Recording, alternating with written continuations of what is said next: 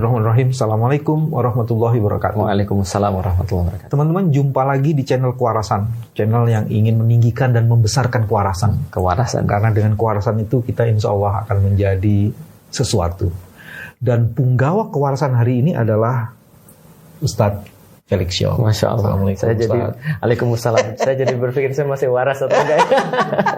Kan selama ini orang bilangnya sehat. Apa kabar? Sehat. Alhamdulillah sehat. Sehat belum tentu waras. Iya benar. Makanya orang Jawa pakainya waras.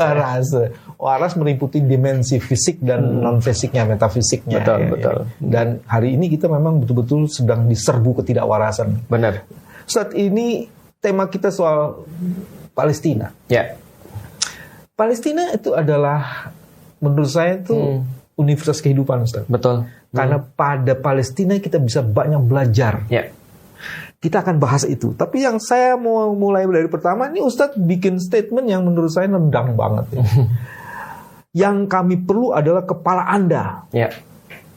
Bukan Anda harus berjihad dan mengirim sedekah. Betul. Maksudnya apa itu? Ya, baik. Kepala Anda. Ya. Pertama-tama saya sebagai orang yang bukan tinggal di Palestina dan juga belum pernah pergi ke sana, itu juga tahu diri. Sehingga saya tidak berani Pak ketika untuk mengambil satu action ataupun mengambil satu statement tanpa ada panduan daripada orang-orang yang lebih memahami. Karena adabnya orang tidak berilmu itu kan mencari ilmu dulu, mencari tahu dulu seperti apa. Nah sehingga saya pikir saya harus mencari tahu dari orang yang benar-benar paham. Maka di saat itulah saya dipertemukan oleh Allah dengan seorang yang pembelajar memang. Jadi beliau adalah seorang peneliti, researcher, orang Maqdisi, orang yang lahir di Baitul Maqdis di daerah Palestina. Beliau sudah terusir dari sana dan belum balik ke sana selama 40 tahun. Itu satu profesor yang sekarang di Inggris ya, Ustaz? Iya, di Inggris, betul. Dari Inggris ke Turki, bolak-balik. Nanti dia juga akan datang ke tempat Bapak ngajar. Iya, betul. Karena beberapa kali dia datang ke sana. Betul. Alhamdulillah saya menghubungkan juga ke Universitas Juanda. Namanya siapa, Ustaz? Profesor Abdul Fattah Al-Awaisi. Kalau nggak salah saya betul. beliau. Beliau mengambil gelar profesor itu dalam studi Timur Tengah kalau saya nggak salah, terkhusus pada kota Yerusalem atau kota Baitul Maqdis. Nah, 40 tahun beliau meneliti tentang Baitul Maqdis, seluruh permasalahan yang berkaitan dengan itu juga. Dan saya tanya pertanyaan sederhana, Prof, kita kan nggak mau gegabah, kita maunya kita bertindak dengan sudut pandang yang benar. Nah, sebagai seorang Maqdisi yang sudah meneliti 40 tahun, apa saran Anda buat orang Indonesia? Karena orang Indonesia ini semuanya greget dan perlu action. Action apa yang diperlukan? Yang mengagetkan, dia bilang gitu, kami tidak perlu duit Anda, kami tidak perlu hanya doa Anda, tidak perlu duit Anda. Tidak perlu juga Anda berangkat ke sana kalau Anda pengen berangkat. Itu kayak nempeleng banget itu. Itu nempeleng banget. Kita juga nanya kenapa gitu. Jadi kok gitu? Iya. Karena dia pikir karena kalau seandainya Anda cuma nyumbang doa dan juga pergi ke sana itu justru merepotkan kami. Dia bilang gitu. Tapi yang kami perlu adalah kepala Anda. Kepala. Karena kalau sudah kepalanya dapat, dia bilang yang lain akan dapat dan lebih bermakna. Jadi bukan hanya sekedar doa, bukan hanya sekedar donasi, bukan hanya sekedar pergi, tapi ada maknanya. Jadi kepala maksudnya apa ini? Nah, kepala maksudnya adalah beliau sampaikan begini. Ini sangat masuk akal sekali. Karena awal permasalahan Palestina itu dimulai dengan masalah di dalam kepala, bukan di luar kepala, Pak. Jadi yang kita lihat sekarang ini hanyalah hasil daripada permasalahan di dalam kepala kita. Maka hasilnya adalah penjajahan seperti sekarang. Nah, menarik ketika dikaitkan dengan bahwa Baitul Maqdis atau Palestina ini adalah universitas kehidupan, ternyata indikasi ini tidak hanya kita bicarakan sebagai orang biasa, Pak, tapi memang dibicarakan juga oleh Nabi. Nabi berkali-kali memberikan indikasi itu ada di Palestina, ada di Syam lah lebih tepatnya. Beliau sampaikan dalam salah satu hadisnya, kalau kalian mau melihat indikasi akhlak orang, lihatlah orang-orang Syam. Ketika orang-orang Syam akhlaknya sudah rusak, maka tidak tersisa akhlak di dunia. Artinya itu menjadi indikasi. Dan Rasul juga menyampaikan bahwa ini adalah tempat orang berpencar dan tempat orang untuk kembali. Berarti kita senantiasa memperhatikan. Dan tidak hanya Rasulullah, bahkan Allah menjadikan Baitul Maqdis sebagai sebuah indikasi. Dengan peristiwa hijrah, Allah sampaikan, coba perhatikan Baitul Maqdis yang sekelilingnya itu terdapat berkah. Nah, ketika diminta untuk memperhatikan, berarti kita disuruh untuk tahu kepentingannya apa. Karena saya sebagai orang Bogor, sekarang kalau mau pergi kemana-mana, nggak bisa langsung dari Bogor. Saya harus pergi ke airport Soekarno-Hatta yang ada di Jakarta, untuk pergi ke Turki, untuk pergi misalnya ke umroh dan seterusnya. Tapi ya kenapa saya harus pergi? Karena di Bogor nggak ada airport. Nah, maka airport itulah menjadi kepentingan saya untuk diperhatikan. Nah, dalam hal ini adalah Baitul Maqdis, barometernya dunia. Keren. Jadi Baitul Maqdis itu adalah meeting of mind, bukan sekedar meeting point. Disitulah kita bisa belajar banyak mengenai kehidupan, peradaban. Betul. Dan bahkan keadaban. Betul. Bukan peradaban, keadaban. Meeting of everything. Bahkan disebutnya bukan meeting of par excellent meeting. Ya, Masya Allah ya. Jadi luar biasa sekali. Terus dari yang Ustadz kemukakan ternyata dalam tempat pertemuan itu, dalam universitas kehidupan ada value ya Ustadz ya. Betul. Nah value itu yang sebenarnya kita banyak hilang ya. Betul. Kita melakukan sesuatu tapi tidak dituntun oleh value. Value itu. Sehingga kemudian kita tidak jejak ya. Ya. Islam konsisten Pak. Islam konsisten bahwasanya perkara-perkara non fisik selalu mendahului dan selalu lebih utama daripada perkara fisik. Makanya kita selalu dituntun walal akhiratu khairul laka minal ula. Walal akhiratu khairu wa abqa. Sesungguhnya perkara-perkara yang non fisik itu adalah lebih berarti, lebih didahulukan daripada perkara-perkara fisik. Orang sholat itu karena dia yakin, dia punya value. Orang puasa karena dia punya value yang dia yakin. Orang bersikap jujur karena dia punya value. Orang bersikap sama sebaliknya, bohong itu karena dia punya value juga tapi salah. Orang bersikap bengis, jahat gitu kan, itu juga karena dia punya value walaupun value-nya tidak benar. Maka semua didahului dengan value itu tadi. Kalau kita gabungkan kepada yang tadi, maka peperangan fisik itu sebenarnya didahului dengan value yang salah. Kalau karena Armstrong bilang dehumanisasi Pak. Jadi ketika orang itu sudah didehumanisasi, dia akan membuat perang, dia akan membuat kerusakan karena dia sudah tidak menghargai manusia. Dan itu yang kita lihat narasinya orang-orang Israel contohnya. Mereka bilang apa? Human animal misalnya Pak. Mereka kan itu kan sangat terang-terangan sekali di interview yang terbaru. Mereka mengatakan kenapa mereka harus membombardir Gaza? Karena mereka adalah human animal. Jadi kata-kata ini dipakai sebagai label. Human animal kan manusia binatang, Pak. Manusia setengah binatang. Seperti juga orang-orang Nazi ketika bunuhin orang-orang Yahudi pada saat itu, mereka mengatakan ini orang Yahudi adalah orang-orang yang tidak sempat berevolusi. Atau sama pandangannya kepada orang-orang Afrika yang hitam-hitam. Kata mereka adalah ini adalah monyet tapi belum jadi manusia. Nah, dehumanisasi ini mempermudah orang untuk membuat kebengisan kayak dia nyembelih ayam, Pak. Jadi dia nyembelih ayam dengan nyembelih manusia sama. Nah, balik lagi ketika kita bicara tentang value itu tadi, maka value inilah yang sebenarnya disuruh dipelajari oleh Islam. Nah, kamu coba lihat value-value manusia yang seperti apa yang ada di sana. Senantiasa menjadi universitas kehidupan, atau bahasa para sejarawan cradle of civilization. Bahwasanya daerah Syam itu, terutama daerah Baitul Maqdis itu adalah rahimnya peradaban. Jadi kalau saat kalian pengen lihat peradaban murni daripada manusia, lihatlah Baitul Maqdis. Dalam pandangan Islam kita percaya bahwasanya peradaban equal dengan kenabian. Bahwasanya yang membawa nilai-nilai peradaban itu adalah para nabi.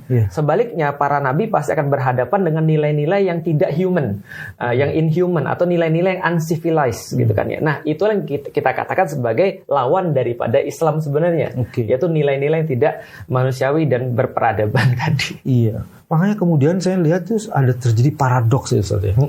Dari satu sisi Israel dengan kekejaman dan kezaliman yang luar biasa dengan menggunakan katanya perang, dan ini bukan perang sebenarnya. Iya, betul. Karena perang itu ada hukumnya gitu. Benar, Pak. Ini pembantaian dan bahkan pemusnahan sebenarnya. Betul, ethnic cleansing. Iya. Tapi di sisi yang lain Ustaz, orang-orang yang bukan beragama Islam sekalipun dia menyatakan kekagumannya.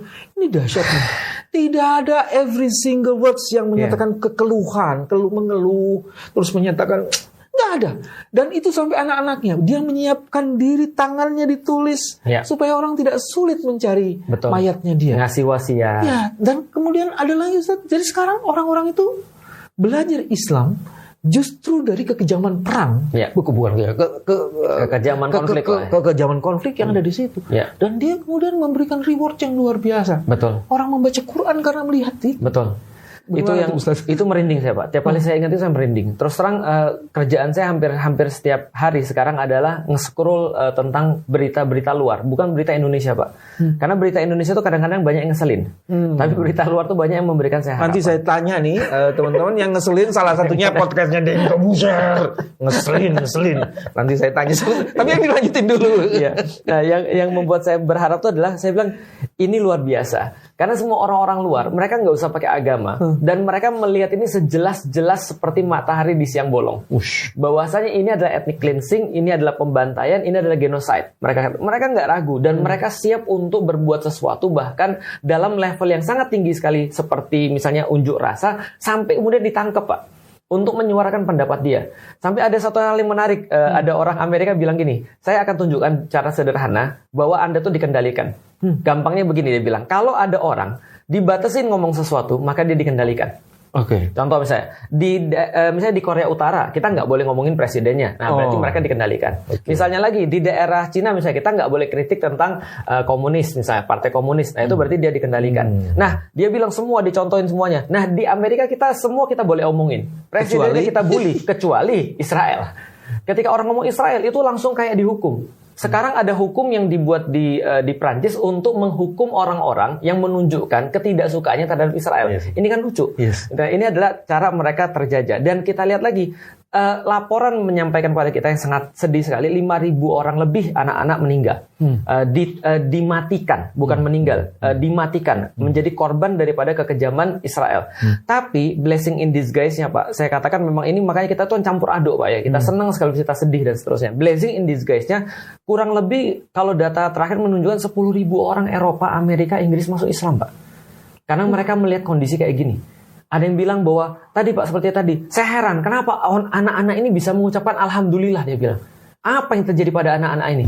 Terus kemudian ada orang mikir, ini pendidikan seperti apa? Di saat kita melihat orang-orang di Amerika bingung dengan gendernya, ada seorang laki-laki bewokan, badannya gede, marahin gurunya, saya tidak mau dipanggil sebagai laki-laki. Padahal godekan luar biasa, saya adalah perempuan, pokoknya saya perempuan. Sampai dia marah-marah mau mukul gurunya, sementara mereka saksikan di depan mata. Seorang anak ketika ditanya, bagaimana kondisimu? Dia terbaring di rumah sakit, palanya pecah dan segala. Dia bilang begini, saya tidak takut. Karena ada Allah yang melindungi kami. Ada lagi anak yang ditanya, bagaimana pendapat kamu? Kamu akan keluar dari sini? Tidak, ini adalah tempat saya. Bagi saya bukan jawabannya, tapi cara dia menjawab itu loh, Pak. Nggak ada sedikit pun keraguan dalam diri. Matanya tuh benar-benar optimis. Bahwasanya saya bersama dengan Allah. Saya bilang, sistem pendidikan kayak apa nih yang mereka dapat? Sementara kalau kita lihat di Indonesia, semua kita punya, gitu maksudnya. Semua kita punya, tapi kita nggak bisa menghasilkan generasi kayak gitu. Breaking news, saya baru kali ini saya nangis sekali di podcast. Iya, makanya. Masya Allah. Dan saya pikir, apa yang terjadi pada mereka sehingga mereka dengan keterbatasan seperti itu bisa menghasilkan idaman kita dalam pendidikan, Pak. Sedangkan kita pikir, itu jauh banget sih saya pikir. Makanya saya lihat 10 ribuan orang masuk Islam itu lebih daripada 10 ribu masuk Islam, karena tadi mereka menyaksikan itu tadi, blessing in disguise. Itu nanti pertanyaan itu akan saya lanjutkan, mengapa Amerika dan sebagian Eropa itu menjadi pendukung ideologis dan strategis Israel. Betul. Itu akan masuk ke situ. Tapi saya mau masuk yang ringan dulu nih, Ustaz. Boleh. Ustaz memuji netizen di Indonesia. Ini netizen keren banget nih, kejulitannya keren banget gitu lah. Ya. Dan orang tidak menyangka dengan kejulitan itu kemudian justru membuat repot Israel gitu. Betul. Kan. Itu bagaimana menghubungkan kejulitan orang yang selengean, julid gitu, tapi ternyata itu membuat Israel tambah takut itu. Di mana hubungannya itu? Pertama, saya dapat banyak sekali data dari jurnalis-jurnalis Amerika yang mengatakan bahwa tahun ini all hells break loose bagi Israel. Karena apa maksudnya all hells break loose? Neraka tuh kebuka bagi mereka. Karena baru tahun ini mereka melihat bahwasannya media nggak bisa mengendalikan netizen. Jadi netizen media tuh lebih kenceng dan lebih kuat. Citizen jurnalismenya tuh kerja. Betul. Ya. Berapa banyak kita lihat orang-orang bilang, kalau kalian mau lihat apa yang terjadi, udah kalian gak usah ngeliatin BBC, kalian gak usah ngeliatin CNN, kalian gak usah ngeliatin Fox News, kalian gak usah liatin, bahkan kalian gak usah lihat Al Jazeera. Buka aja Instagram Anda, ketik Tel Aviv. Maka orang-orang yang nge-tag Tel Aviv tuh lihat apa yang mereka lakukan saat ini. Mereka kemudian di pantai, mereka happy, mereka bahkan buat bulian buat orang-orang yang terkena perang. Ada anak kecil pakai kerudung terus kemudian belagak mati, ngina dan segala macam. Dibandingkan dengan kondisi yang ada di Gaza. Bagaimana kemudian ketika Anda ngelihat ini sebagai manusia, sense of justice Anda masih ada, value Anda masih ada, lihat ini siapa yang benar dan siapa yang salah dari ini aja. Ini sesederhana itu. Jadi dunia aja sebenarnya sudah meningkat perhatian terhadap Palestina. Gak pernah ada demo lebih besar daripada tahun ini di Amerika. Gak pernah ada demonstrasi lebih besar daripada di Inggris di tahun ini. Terutama di Indonesia. Indonesia tuh udah terkenal dari dulu, Pak. Indonesia tuh ketika diteliti termasuk netizen paling rewel di seluruh dunia. Itu termasuk netizen paling rewel di dunia. Paling julid lah. Paling julid gitu kan ya. Apa aja di komen. Dan kadang-kadang komennya tuh agak nyakitin gitu kan ya. Contoh misalnya kalau kita lihat di Instagram itu kan ya, ada sesuatu yang lucu terus di bawahnya ditulis berhenti menghina, mulailah menganiaya. Berhenti menggalau, mulailah mengasah pisau. Ya kadang itu lucu sih sebenarnya, tapi dalam konteks Israel apa tuh Ustadz? Apa julid apa yang top julid yang Ustadz pernah baca? Misal kalau kita lihat di Israel kan orang-orang zaman sekarang nggak suka dihina-hina, nggak suka menghina Pak. Makanya kita juga selalu bilang di dalam Islam kita nggak boleh menghina dan nggak boleh mencaci maki. Maka kadang-kadang kita menunjukkan kebenaran dengan cara-cara yang lucu. Karena puncak daripada pemahaman kan komedi Pak ya. Kalau kita bisa mengetawakan diri kita sendiri atau mengetawakan sesuatu yang bahkan kayak perang ini tapi dalam level positif, itu kan memberikan pengertian Pak. Nah itu misalnya ada komen begini, Israeli people don't work from homes, they work from other people's homes. Misalnya kayak gitu. Ada yang mereka nggak kerja dari rumah, mereka kerja di rumah orang lain. Karena dia ngambilin rumah orang lain. Ini kayak gini-gini kan kita baca kan lucu. Misalnya ketika teman saya juga sama, ketika dia ngelihat Joe Biden misalnya berbicara tentang Israel, kita ini harus membela Israel karena mereka adalah korban. Orang-orang kan bingung sekarang yang korban siapa, Israel atau Palestina. Teman saya nulis, namanya Fuad Naim namanya. Nah dia nulis gini, Amerika, jangankan dia ngerti yang mana yang benar, dia bedain jenis kelamin aja susah gitu kan ya. Itu kan ini kan perkara-perkara yang orang-orang jadi ngerti, yang ngapain kita dengerin orang yang beda jenis kelamin aja susah. Nah jadi ini netizen Indonesia ternyata memainkan peranan penting. Nah pertanyaannya kenapa Israel merasa terganggu dengan itu semua? Karena legalisasi terhadap kebengisan mereka itu adanya di opini. Justifikasi terhadap kebohongan-kebohongan mereka hancur dengan kejulitan itu ya. Betul. Karena kalau seandainya mereka mendapatkan legislasi atau legitimasi itu lewat opini, mereka akan melakukan apa yang harus mereka lakukan dan mereka dianggap benar. Jadi justified semua yang semuanya oke. Contoh misalnya ketika mereka merilis di bawah Rumah Sakit Indonesia itu ada terowongan Hamas dan segala macam. Ini kan adalah legalisasi. Hamas melakukan tameng manusia dan menjadikan rumah sakit sebagai tempat. Jadi seolah-olah ketika mereka ngebom, pandangan masyarakat apa? Mereka bukan ngebom rumah sakit. Mereka bukan mengakhiri nyawa orang-orang yang lagi perlu bantuan. Mereka bukan mematikan bayi-bayi yang perlu dengan inkubator itu. Tapi mereka sedang membom markas Hamas, markas teroris. Maka yang harus mereka lakukan, satu, Hamas harus jadi teroris apapun kejadiannya, apapun alasannya. Yang kedua, Hamas harus jahat, gitu kan ya. Yang ketiga, Palestina itu harus jadi barbar. Nah, semua logika itu kemudian mereka berikan terhadap opini dan hancur dengan netizen Indonesia. Salah satu yang menghancurkan kehebatan Israel adalah salah satu nih Ustadz yang saya baca, nanti saya konfirmasi. Katanya hebat, katanya berani, katanya ini, nggak taunya pakai pampers. Betul. Itulah namanya. Iya, kalau bahasa saya itu genjutsu. Jadi itu kayak tipuan. Karena kan sebenarnya gini, perang itu atau konflik ataupun kompetisi itu dimenangkan di kepala dulu sebelum dimenangkan secara nyata. Itu kalau saya nggak salah yang ngomong Miyamoto Musashi. Jadi dia bilang bahwa kalau ada orang mau tanding pedang nih, duel pedang, maka dia harus ngelatih akalnya lebih banyak daripada ngelatih pedangnya. Karena akal tuh lebih penting. Sebelum dia tanding, orang sudah jatuh dulu mentalnya, sudah habis duluan. Dia habisan gitu. Iya. Dan itu soal pampers betul nggak sih Ustaz?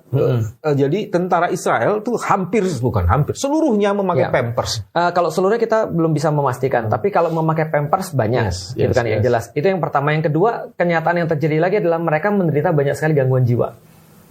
Jadi PTSD, lalu kemudian traumatis dan segala macam. Itu kan banyak sekali video-video yang kemudian kita bisa akses bahwasanya ada anak-anak daripada tentara-tentara ini mereka protes. Kenapa negara ini tidak ngurusin orang tua mereka yang gila? Ada satu orang tua yang selama hidup dia setelah selesai perang tahun 2014 itu 10 sampai 11 kali mencoba bunuh diri, Pak. Kenapa saya bilang ya wajar aja sih, Pak. Siapa orang yang nggak terganggu hati nuraninya ketika dia harus bunuhin anak-anak? Iya. Ketika dia menyaksikan bahasa sopannya bukan gila Ustaz. ODGJ.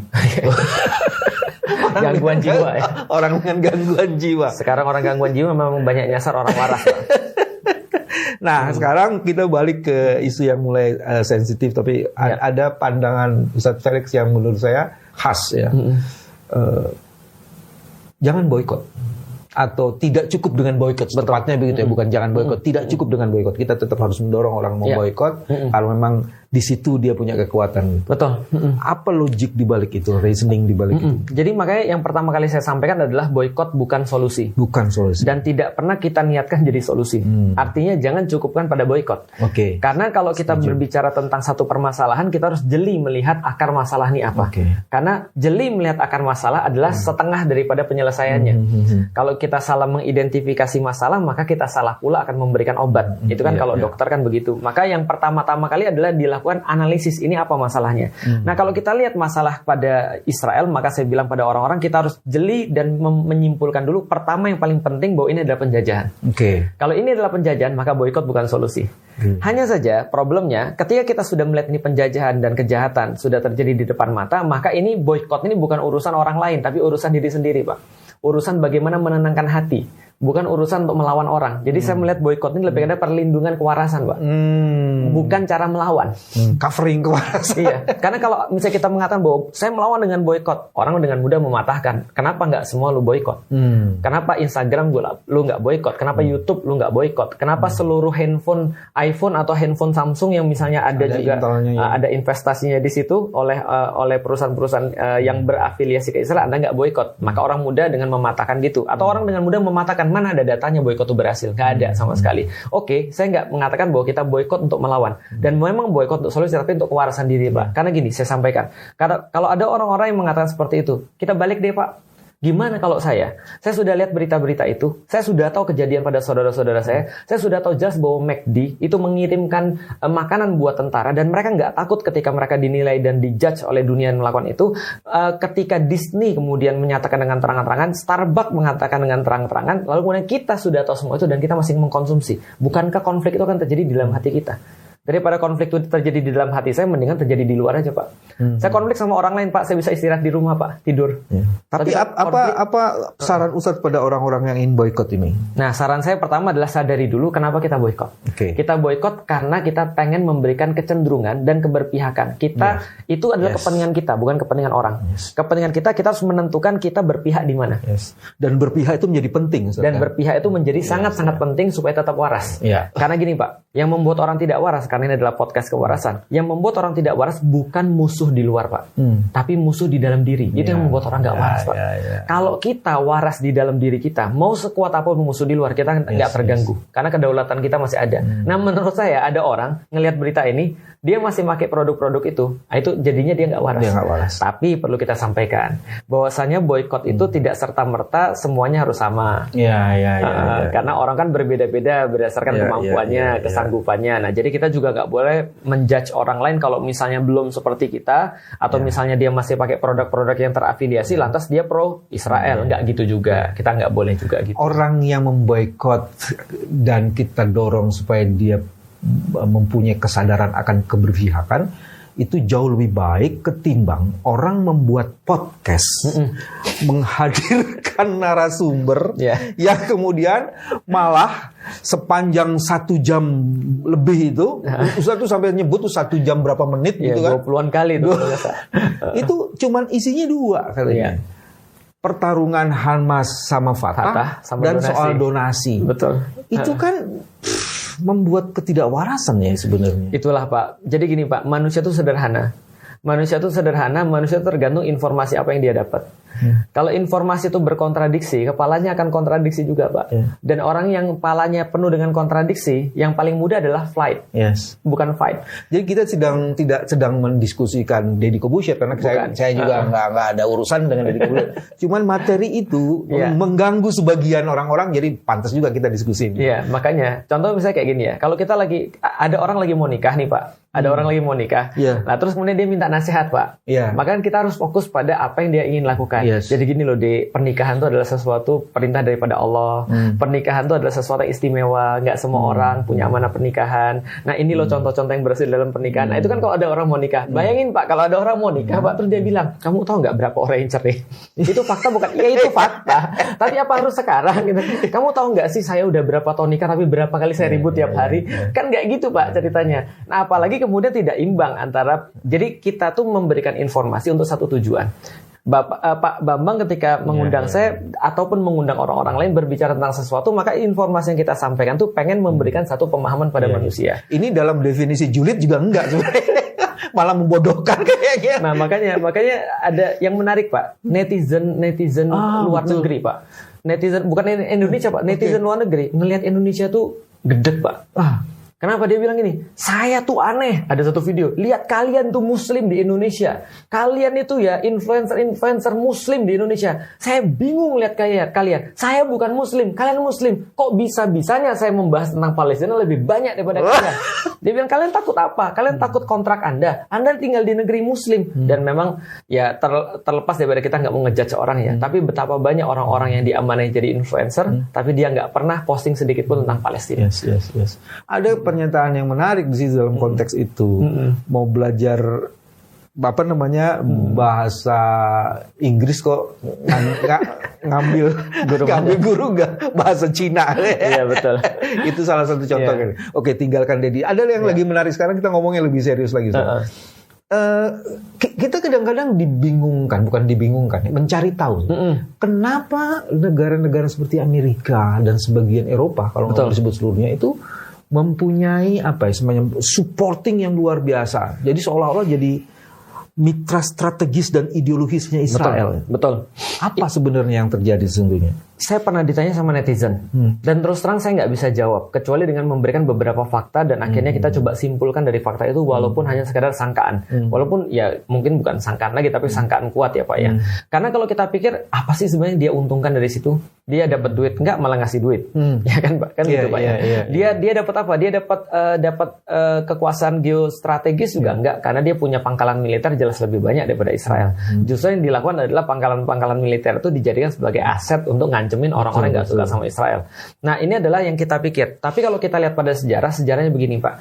Israel itu belum menjadi sebuah negara sebelum 1948. Nah, sebelum 1948 adalah Inggris yang memberikan legalisasi pertama lewat Mandate for Palestine pada tahun 1922 lewat Liga Bangsa-Bangsa. Nah, setelah Liga Bangsa-Bangsa ini memberikan hak buat orang-orang Yahudi untuk bikin settlement di sana, sekaligus bikin masalah. Betul. Nah, 1947 selesai Perang Dunia Kedua, baru PBB memberikan partition plan. Karena konflik yang sedemikian lama dari 1920, 1922 sampai 1947, pengeboman oleh orang-orang Israel, ethnic cleansing, pembunuhan, pembantaian, maka PBB bilang, ya udah lu damai aja. Lu damai aja dengan cara apa? Two state solution. Solusi dua negara, dipartisi jadi dua. Israel 55, orang-orang Palestina atau penduduk Palestina dapat 45. Tapi curangnya dalam 48 PBB justru meresmikan Israel jadi negara. Sebaliknya orang-orang Palestina jadi stateless. Hasilnya adalah secara legal orang Palestina nggak punya dasar hukum untuk meminta apapun atau untuk mendapatkan hak paling dasar sebagai manusia pun nggak bisa, karena dia bukan state. Karena kan yang menjamin segala sesuatu kan state Pak. Dan itu United Nations yang ngerjain bareng. Betul, itu United Nations yang ngerjain bareng. Yang menariknya, siapa yang backup United Nations? Amerika. Dan Inggris ya di sini. Amerika dan Inggris. Aktornya setelah Perang Dunia Kedua adalah Amerika. Harry Truman mengatakan bahwa dia akan melakukan apapun untuk membuat ada sebuah negara untuk jadi rumah bagi orang-orang Yahudi. Nah, dari situ menariknya adalah apa? Perang Dunia Pertama, Perang Dunia Kedua, bedanya apa? Bedanya bosnya. Kalau Perang Dunia Pertama adalah bosnya Inggris, Perang Dunia Kedua bosnya Amerika. Tapi yang masih sama apa? Yang masih sama, lobby Yahudi masih kuat. Nah, sehingga yang mendanai Perang Dunia Pertama itu termasuk keluarganya Rothschild itu meminta kepada Inggris, nanti keluarganya Rothschild ini kan pindah-pindah ke Amerika semua.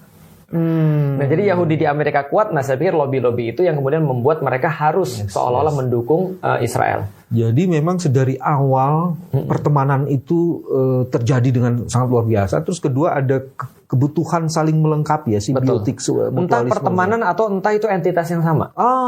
Baik. Sebenarnya mereka bagian dari itu ya. Karena gini Pak, lucunya adalah kalau Bapak tahu setiap calon presiden Amerika Pak itu harus melobi satu organisasi namanya AIPAC, American Israel Public Affairs Committee. Itu jelas banget. Kalau teman-teman silakan cari di Google ya, Obama, Trump dan segala macam itu harus melobi AIPAC, American Israel sampai Biden sekarang ini. Sampai Biden, jelas kalau Biden. Makanya contoh misalnya ketika Obama waktu dulu melobi, dia katakan kami akan memberikan janji bahwa kami akan memberikan 40 atau 400 miliar US dollar. Nah, itu nanti bisa dicek angkanya berapa. Tapi dia bilang ini adalah komitmen daripada kami. Lucunya lagi Pak, kata-kata Hillary Clinton dengan kata-kata menteri apa yang sekarang cewek juga, itu kata-katanya sama. Our support for Israel, unwavering and forever dan segala macam. Coba lihat itu kata-kata persis sama Pak. Itu kayak prompter. Semua pemimpin dunia Pak ditanya tentang Israel, jawabannya pasti sama. Israel has a right to defend itself. Ini kayak semua udah dikendaliin. Ustaz, pikiran saya tiba-tiba liar nih Ustaz. Tapi tidak harus dijawab nih. Cuman saya lagi prihatin aja. Kok tiba-tiba Pak Jokowi pergi ke Joe Biden nih? Dicuekin lagi. Ngomong soal Israel. Ya, tapi ya nggak apa-apa lah ya. Yang penting udah ngomong ini serius. Iya, tapi itu luar biasa. Itu saya kaget. Aduh. Betul. Ya kalau saya bukan kasihan Pak Jokowi. Ini kurang ajar yang kasih tahu Pak Jokowi. Supaya harus pergi ke Joe Biden. Terus ngomong soal ini Israel. Masya Allah. Apa nggak tahu ini?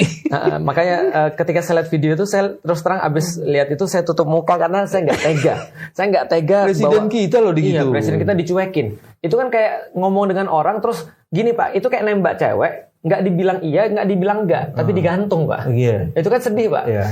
Yang menyakitkan cowoknya nggak tahu pula kalau dia ditolak. Iya makanya. Tapi setidaknya saya appreciate ya karena udah berani lah ya. Itu luar biasa. Tapi kita kembali Ustaz. Ternyata presiden pertama kita Soekarno itu mengatakan Indonesia tidak akan pernah membuka hubungan diplomatik dengan Israel hingga Israel meraih kemerdekaan. Itu kan sehingga Palestina meraih kemerdekaan. Maaf, Presiden Soekarno, Indonesia tidak akan pernah membuka hubungan diplomatik dengan Israel hingga Palestina meraih kemerdekaan. Ya, itu luar biasa saya pikir. Dan makanya, itu kemudian diulang lagi kan sekarang kan. Ya, makanya Soekarno lah orang yang menutup loji-loji Freemason di Indonesia. Yang paling dekat di sini kan Bappenas. Oh itu loji Freemason? Loji namanya Loji Bintang Timur. Jadi tempat Bappenas itu Loji Bintang Timur. Itu ditutup sama Soekarno. Tapi dibuka lagi, dicabut dasar hukum penutupannya itu di zamannya Gus Dur. Nah, jadi Loji Freemason itu. Nah, dan banyak Loji Freemason Indonesia ditutup karena Soekarno melarang. Nah, itu kita appreciate juga bahwasannya memang itu adalah langkah yang benar karena balik lagi. Yang kita harus lindungi itu bukan Palestinanya, Pak. Bukan wilayahnya. Tapi sebenarnya kita harus lindungi adalah value-nya. Bahwasanya tidak boleh ada penjajahan. Sebagaimana di dalam pembukaan Undang-Undang Dasar 45. Tidak boleh ada penjajahan di seluruh dunia. Makanya kalau saya bilang gini. Kalau orang Indonesia itu masih waras, Pak. Dan dia memang benar-benar orang Indonesia, Pak. Dia nggak mungkin dukung Israel, Pak. Karena di dalam pembukaan Undang-Undang Dasar itu sudah disebutkan bahwa Indonesia karena dia ngerti bagaimana rasanya dijajah gitu kan ya. Maka dia nggak mau ada orang yang dijajah. Betul. Nah, pertanyaan saya ini warga negara mana itu yang kemudian adanya di Indonesia, tapi kemudian dia justru membela penjajahan. Padahal Menlu dan nyata-nyata menyatakan dalam puisinya dia kan ya, bahwasanya Palestina itu terjajah. Dari satu sisi kita bisa tanya, lu itu masih pantas nggak jadi warga negara Indonesia? Walaupun ada kebebasan berpendapat sih ya, cuma pendapatnya kok ada Pak kebebasan berpendapat di Indonesia tapi dikit. Tergantung pendapatannya. Betul. Tergantung pendapatan, betul Pak.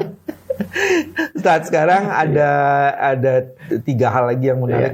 Pertama gini. Emoji. Emoji yang berkaitan dengan semangka. Betul. Saya pernah baca di satu buku tuh semangka ternyata salah satu buah. Betul. Yang ada di surga. Betul. Dan sekarang dijadikan emoji dan sebuah simbol. Dan itu keren kalau menurut saya. Ya. Ustadz sendiri bagaimana pendapatnya? Sebagai orang yang berkecimpung juga di dunia seni ya, walaupun dikit Pak tadi, walaupun rendah ya, saya mengetahui persis fungsi daripada simbol. Jadi setiap hal itu harus punya simbol, apalagi perjuangan itu harus punya simbol. Sebagai contoh, saya dulu pas masih kecil, ketika saya suka Superman, saya gambarin semua buku saya ada S-nya. Ketika saya udah agak dewasa. Itu bukan karena show, bukan? Bukan, S itu Superman. Ketika saya dulu suka main basket, saya gambarin logonya Chicago Bulls. Nah, walaupun ketika udah kuliah saya gambarnya Manchester United walaupun kalah mulu itu kan ya. Tapi yang jelas kita perlu. Tapi sekarang masih Manchester nggak? Masih sedih saya Pak. Nah, jadi ketika kita itu mengagungkan sesuatu atau memperjuangkan sesuatu, kita selalu perlu simbol, Pak. Kita selalu perlu simbol, dan setiap orang pasti akan punya simbol. Misal LGBT itu, Pak, nggak berjuang cuma LGBT, mereka perlu simbol, pelangi. Makanya itu membuat kita insecure sekarang kalau nyanyi lagu pelangi-pelangi. Padahal lagu pelangi-pelangi dari dulu. Kurang ajar tuh dibajak lagu pelangi-pelangi. Sekarang dikooptasi untuk simbol mereka kan gitu kan ya. Nah, maka perjuangan Palestina juga punya simbol. Nah, misalnya simbolnya adalah bendera. Nah, bendera Palestina itu yang warnanya merah, hijau, putih, dan hitam. Itu adalah simbol daripada Palestina sebagai sebuah negara. Nah, ketika kemudian simbol itu dilarang, karena Israel tahu, Pak, fungsi simbol, karena mereka kan master menyatukan, mereka master opini, Pak. Mereka benar-benar master dalam entertainment. Maka mereka tahu persis simbol itu seperti apa fungsinya. Maka mereka sangat terganggu ketika ada simbol. Ada orang yang mewawancarai satu orang India, walaupun saya juga nggak suka pendirian India, Pak ya, dia kan juga dukung Israel ya. Ada India yang wawancara, dia pakai sarinya tuh warna bendera Palestina, Pak. Dan dia nggak merencanakan itu, Pak. Itu marah-marah, Pak, orang Israel, Pak.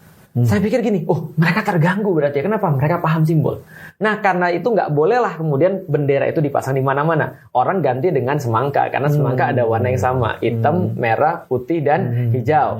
Nah, ketika itu kemudian dipasang, ternyata ketika kita perkenalkan di sosial media, orang juga senang simbol, Pak. Ada banyak sekali, kita punya data-datanya, ada banyak sekali, Pak, orang-orang, baik itu adalah misalnya pegawai negeri, atau misalnya dia seorang pemimpin daerah, atau misalnya dia orang-orang influencer biasa yang nggak pernah ngomong 3 pekan, Pak, nggak pernah ngomong tentang Palestina, Pak. Tiba-tiba muncul simbol semangka, semua pas semangka, Pak.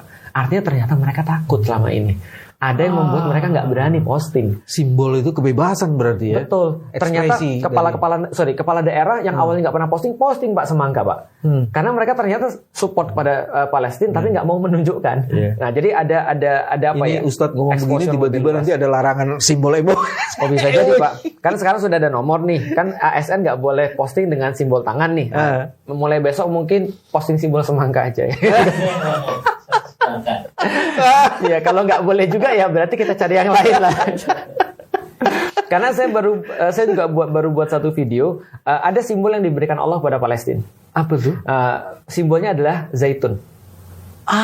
Ya, jadi coba kenapa zaitun? Karena pertama kali Allah itu memerintahkan Rasulullah untuk mengarahkan pandangan ke Baitul Maqdis lewat ayat, lewat surat Wattini wazaitun. Wattini wazaitun. Seolah-olah Allah pengen mengatakan pada Rasulullah, coba kamu perhatikan di tempat yang tumbuh tin dan zaitun subur. Oke. Dan itu bukan di Arab. Karena Arab nggak tumbuh tin dan zaitun. Nah, maka tin dan zaitun sampai sekarang adalah simbol mereka. Yang menariknya lagi, Pak, Bapak apakah dapat informasi bahwa orang Israel itu menarget pohon zaitun secara khusus? Mereka ngabisin banyak sekali pohon zaitun. Dan dia menanam pohon yang akan melindungi dirinya. Apa pohon itu apa namanya? Gorkot. Jadi mereka dari tahun 1967 sampai 2013 aja, Pak, itu 800.000 pohon zaitun yang usianya ada yang puluhan sampai ratusan tahun itu dihabisin, dihancurin. Dan itu orang-orang Palestina bilang, bagi kami itu bukan sekadar pohon. Bagi kami itu adalah identitas dan akar kami. Jadi soalnya pengen itu di Indonesia bisa hidup nggak ya zaitun ya? Bisa, Pak. Teman-teman, mari kita tanam pohon zaitun di Indonesia. Di Indonesia, Pak. Tapi masalahnya saya pengen kasih tahu, di Indonesia zaitun yang umur sekitar 20 tahunan itu bisa 100 jutaan, Pak. Karena diambil dari luar bagus negeri. Dong, tanam pohon zaitun bagus dong. Bagus. Saya punya di rumah kecil, Pak. Iya. Jangan tanam pohon beringin, pohon zaitun. Ini bukan simbol-simbol ini pohon zaitun. Tapi yang menarik lagi kalau secara pertanian, karena saya orang pertanian, pohon tin itu adalah pohon ficus, Pak, pohon beringin. Oh, jenis. Satu jenis dengan ficus. Nah, jadi Indonesia mungkin ada hubungan dari segi dari tinnya. Tinnya bisa zaitunnya dan tinnya. Tinnya itu berakarnya nanti ke ficus, pohon beringin. Sejenis pohon beringin. Pohon ara kalau orang bilang. Gitu. Karena pohon ara kan buahnya kayak gitu-gitu. Itu kalau di dalam pertanian ficus namanya. Tapi kalau emoji semangka itu menyegarkan, sebenarnya emoji zaitun itu selain berusia panjang dia, itu memang nilai ekonomisnya tinggi ya. Berarti. Zaitun itu dari dulu adalah simbol perdamaian. Yunani memakai tangkai dan daun zaitun sebagai perdamaian. Zaitun adalah pohon perdamaian. Yang kedua adalah lama sekali hidupnya bisa sampai 4.000-an tahun, Pak. Dan zaitun itu nilai ekonomisnya sangat-sangat tinggi sekali. Itu diperkirakan setahun orang-orang Palestina itu atas penghancuran zaitun itu menderita kerugian sekitar 180 miliar per tahun. Petani-petaninya saja. Jadi padahal pendapatan di situ sangat rendah sekali Pak. Dan orang-orang udah membahas bagaimana potensi zaitun. Itu potensi ekonomisnya setelah berapa lama ditanam dia bisa menghasilkan? Minimal 15 tahun. Yups. Tapi di Indonesia nggak bisa Pak. Indonesia nggak bisa. Indonesia nggak bisa berbuah. Oh iya, jadi tapi ininya Ustaz, dari sisi climate change tuh dia menghasilkan oksigen. Iya betul. Itu pasti. Dan ada banyak fungsi healing yang lain Pak. Fungsi healing dari daunnya bisa, ya minimal dari melihatnya lah. Dan orang-orang Indonesia kita banyak mengatakan tanamlah zaitun minimal untuk merasa bahwasanya ini adalah pohon keberkahan. Karena banyaknya zaitun disebut di dalam Al-Quran. Yes. Jadi bukan hanya menghasilkan kedamaian, tapi juga keberkahan di situ. Betul, insya Allah. Saya mau tanya lagi soal hacker Indonesia. Boleh. Hacker Indonesia yang bergabung ini salah satu sumbangan netizen Indonesia atau orang-orang muda Indonesia adalah terlibat sebagai bagian dari hacker putih yang melawan Israel ini. Betul. Apa ini Ustadz? Setiap orang akan ditanya oleh Allah sesuai dengan skill setnya, sesuai dengan jaraknya, sesuai dengan waktunya, dan sesuai dengan apa yang menjadi jabatannya. Maka saya seorang yang ngajar beda dengan orang yang punya skill set hacking misalnya, atau skill set di dunia informasi dan teknologi. Beda lagi dengan orang yang punya uang. Beda lagi dengan orang yang pegang foto. Beda lagi dengan orang yang di dunia legislasi. Maka saya sering untuk memberikan contoh, kalau ada seorang ibu-ibu lihat maling, maka dia harus telepon polisi, karena itulah yang harus dia lakukan. Tapi kalau ada polisi lihat maling, jangan telepon polisi. Jangan polisi lagi. Gitu. Karena dialah polisinya. Kalau presiden lihat maling, jangan juga telepon polisi. Karena dia harus membuat kebijakan sebenarnya. Gimana caranya agar maling ini tidak terjadi. Atau membuat dunia lebih aman lah. Atau negerinya lebih aman sehingga tidak muncul pencurian. Beda-beda. Kalau dia telepon polisi juga, untuk apa dia jadi presiden misalnya. Nah maka setiap orang tergantung dengan skill setnya masing-masing. Kalau bilang saya mau cawe-cawe ya. Betul. Boleh lagi. Nah sebagai, apalagi itu Pak. Itu agak berat ya. Saya udah radikal nomor 2 Pak. Langsung ke distrap gitu. Nggak ke distrak, lucu Pak saya. Nah, jadi kalau kita berbicara tentang Palestina, nah sebagai orang awam kebanyakan yang mendengar podcast ini, yakin saya 80% orang awam. Apa yang mereka bisa lakukan? Pertama, mereka menentukan keberpihakan. Yang kedua, seperti yang kita sudah sampaikan, belajar tentang masalah Palestina, karena itu yang paling penting pada diri Anda. Ketika Anda sudah belajar, Anda pasti akan mau berbuat sesuatu. Maka gunakan jari jemari Anda untuk mendukung perjuangan Palestina. Kita memang nggak perlu ke sana, belum perlu ke sana. Kita memang bahkan nggak bisa ke sana gitu kan ya. Tapi kita bisa menggunakan jari jemari kita. Ada yang bisa komen ya komen. Kalau punya skill set misalnya hacking ya lakukan apa yang bisa dia lakukan. Iya. Itu penting sekali Pak. Karena kita merasa bahwa kita kayak melakukan hal kecil. Kayaknya kita merasa kita nggak berubah. Sekali lagi saya tegaskan, tidak ada perkara kecil kalau itu sudah berkaitan dengan sesuatu yang besar. Apalagi masif dilakukan. Dan perkara pembelaan terhadap Baitul Maqdis ataupun grand plan pembebasan Baitul Maqdis ini bukan perkara manusiawi, tapi perkara di dalam Islam adalah perkara yang diperintahkan oleh Allah. Itu yang tadi kalau mau balik di awal Ustaz, kesadaran yang membuahkan keberpihakan. Kalau itu didasarkan pengetahuan dan value, itu bisa membangun persatuan sebenarnya. Betul. Dan itu yang hari ini kita sedang menghadapi masalah. Bagaimana membangun satu kekuatan bersama menjadi aliansi yang kuat, karena itu yang bisa dipakai untuk melawan sekutu ideologis dan strategis Israel. Benar Pak. Makanya di dalam Al-Quran kunci persatuan itu sudah disampaikan. Bahwasanya jadi gini Pak, persatuan itu punya musuh. Musuh persatuan itu adalah setiap hal yang bisa menyebabkan orang itu berselisih. Maka Islam menghapuskan segala sesuatu yang bisa membuat orang berselisih. Contoh misalnya, kalau persatuan 1,0 ya, saya bilang persatuan zaman dulu Pak, itu karena persatuan fisik. Gampang banget Pak. Kamu putih, aku putih, kita teman. Kamu sipit, aku sipit, kita saudara. Kamu hitam, aku putih, oh mohon maaf nih, kita nggak bener nih, kita nggak saudara nih. Nah itu persatuan nomor 1. 1,0, persatuan zaman dulu, karena fisik. Begitu kemudian mendapatkan tantangannya, itu adalah perbedaan fisik, mereka perang. Muncul persatuan 2,0, cita-cita. Kamu cita-cita yang sama, walaupun kamu hitam, aku putih, kita sama-sama. No problem. Jalan. Kita punya ancaman yang sama, karena kamu sipit, aku nggak sipit, nggak apa-apa. Kita tetap bersama. Tapi ini punya masalah juga, Pak. Ketika kepentingannya hilang, ketika threat-nya hilang, maka dia berpecah belah.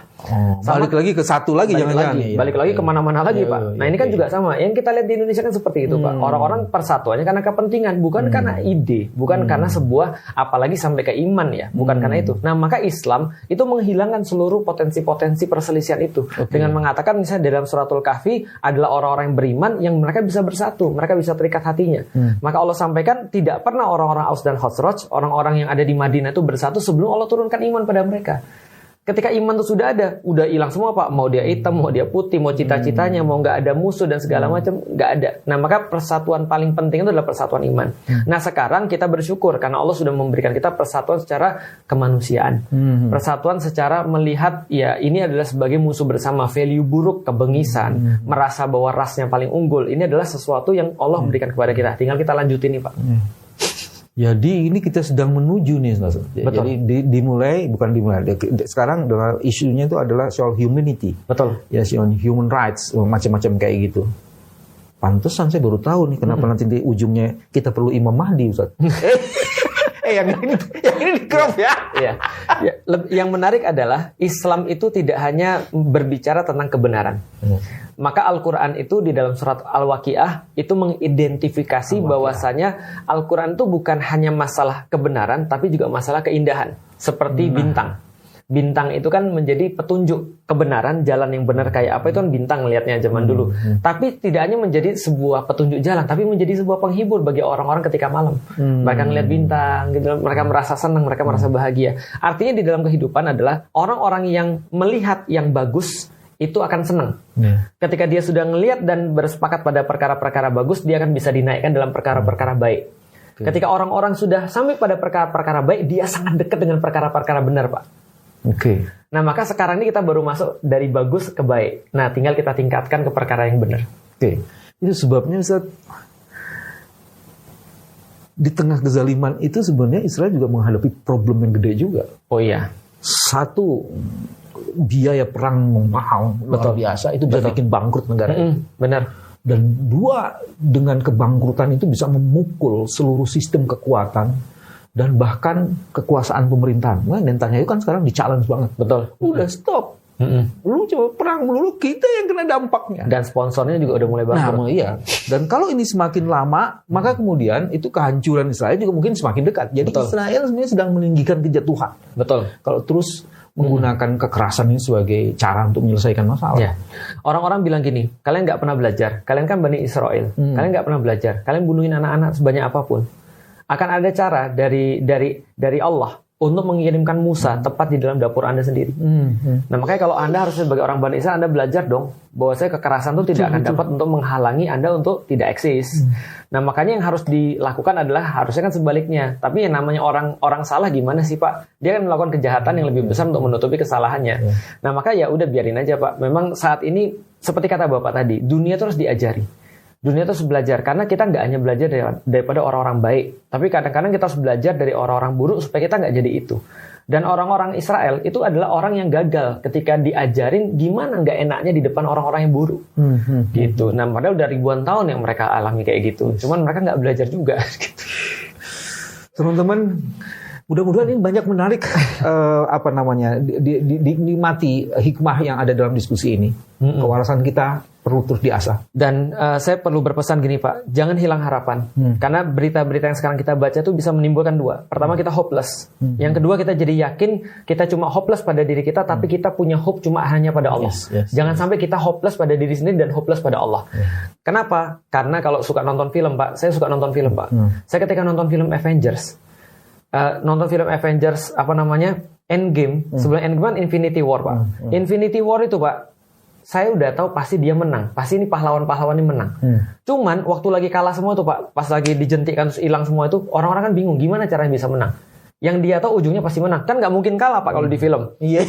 Nah, cuman yang kita penasaran Pak adalah kenapa kita mau nonton film Endgame dan mau nonton film Infinity War itu, karena kita penasaran gimana cara menangnya. Allah juga sama. Yang udah dikasih tahu tuh ujungnya nih kita pasti menang. Kebenaran tak akan pernah bisa dikalahkan. Justice will prevail. Cuma masalah kita lagi ada di sini nih. Nah, cuman ini menjadi menarik. Kenapa menarik? Ini kira-kira cara menangnya gimana? Bahasanya gini. Ini kalau masalah Musa, anak-anak dibunuh sudah ada nih, gitu kan ya. Terus kemudian semua kezaliman sudah ada, Musanya diancam sudah, diancam dengan masalah legislasi, gitu kan ya. Kamu nanti saya masukin penjara loh. Diancam keluarganya Musa juga sudah, peperangan fisik sudah. Yang belum nih cuma laut terbelah aja nih Pak. Tinggal tunggu aja. Teman-teman, Ini akan menarik. Terima kasih. Sampai ketemu lagi. Wassalamualaikum warahmatullahi wabarakatuh. Waalaikumsalam warahmatullahi wabarakatuh.